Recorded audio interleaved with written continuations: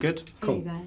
Right, I'm going to begin just by asking, I mean, it must have been so amazing to be part of an Aardman movie. I'm sure you've been asked this so many times today, but I mean, I just grew up and I have such a fondness and sort of an affinity towards kind of Wallace and Gromit and films like Chicken Run. I mean, to be a part of the whole process must have been kind of overwhelming. Yeah, I mean, they could have asked me to play the rock that says nothing, and I'd be like, I'm in, because I just love Aardman, and it's always been a dream. And I've always, since I started acting, I'd wanted to do like voiceover and maybe do an animation, and I always knew at the back of my mind that Aardman would be like the top. So when this came in, I was just thrilled. It's such an honour, because I remember, I can't remember when I must have been about 10 years old when the first Wallace and Gromit film, A Grand Day Out, came out, when they go skiing on the moon. Is that what happens? The fridge goes. Yeah, there's lots of cheese on them. Cheese. The moon's made of cheese. Yeah. But there's like a fridge or something, or a kitchen cabinet. This is my strange memory is distorting what happens in that film. And I remember, it's just an honour. It really is to be asked, and they're kind of an institution in a way. And Nick Park, the director and the creator, is such a warm-hearted, lovely man, and to join him and live in these worlds that he invents is so fun.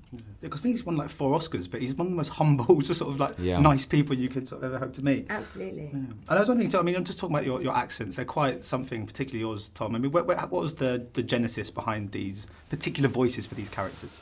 I was trying to get into. Nick wanted it to be French because in his mind it's a football film, and traditionally European football teams have been better at football than English football teams. It pains me to say that as a England supporter, but there we go. And so there was this idea that the Bronze Age was more international. Mm-hmm. And so we thought that Nooth was French, and then it was about getting his kind of pomposity and misplaced sense of superiority and his arrogance, and that he's a kind of puffed up, frustrated manager who wants to be more important than he is, and then we arrived at where we are. Because I was reading that your De Niro impersonation was partly what led Nick Park to I just found that out today. Yeah. But I've never even heard it. It must be quite a good impersonation.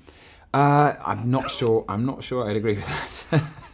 No, I did it once. On a small show. Misguidedly, on the Graham Norton show. No one saw it. Maisie, I was looking at your IMDb earlier, because obviously that's how I do all of my research. And you've got so much coming up. And I was just wondering, I mean, it just made me think about, obviously, with Game of Thrones coming towards its end, that's obviously quite a sad thing. It's been such a huge part of your career. It's something you will always look back so fondly on. But at the same time, is it quite nice now to have this kind of freedom that comes with just not having a commitment every year towards a TV show? Yeah, it takes up so much. It's taken up so much of my time, like up to 6 months a year every year. How many since years? I started? I started when I was 12, and I'm now 20. 8 years. 8 years of your life. Nearly 9. Nearly half your life. Nearly half my life. Wow. But half of that every 4 years of my life. So a quarter of your life. A quarter of your life. Almost. Quarter of my life. So it's nice to have more free time now, and to be able to pick and choose what I want to do. Also just have some time to myself as well.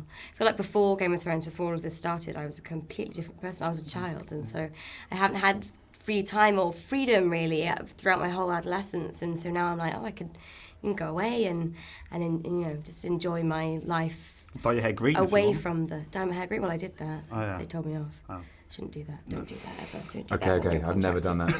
No, don't do maybe that. I will now. 36. Is it too late to dye your hair green? Nah, it's never too late. Never. And Tom, does that play on your mind as well? Obviously, when you're signing up to, say, a character like Loki in the Marvel kind of universe, I mean, do you ever think at that stage, obviously you go, this is an amazing project, I have to get involved, but is there a little thing at the back of your head that goes, this could be a real commitment, this could be a character I have to play 7, 8 times, in the future? Is that something that you have to bear in mind? Well, I've never actually...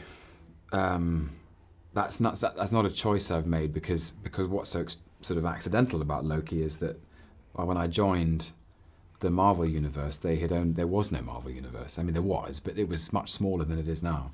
And I've been so grateful to be part of it. I think Marvel had only made the first Iron Man when I was cast as Loki, and they were in the middle of making Iron Man 2, and now you've got the Guardians and Captain America and Black Panther and Spider-Man's coming, and it's just I'm just lucky to be there. So You're Loki to be there. Nice. Yeah. So yeah, it's not a choice I've ever actively made. It's something I've just found myself in. Yeah. Brilliant. Thanks so much for your time today, guys. Much appreciated. Thank you. Cheers. Thanks so much. Ladies and gentlemen, you're watching Hey You Guys! Hey You Guys, huh? Hey, you guys. Is that from the Goonies? It is indeed, yeah. Nice. Hey, you guys!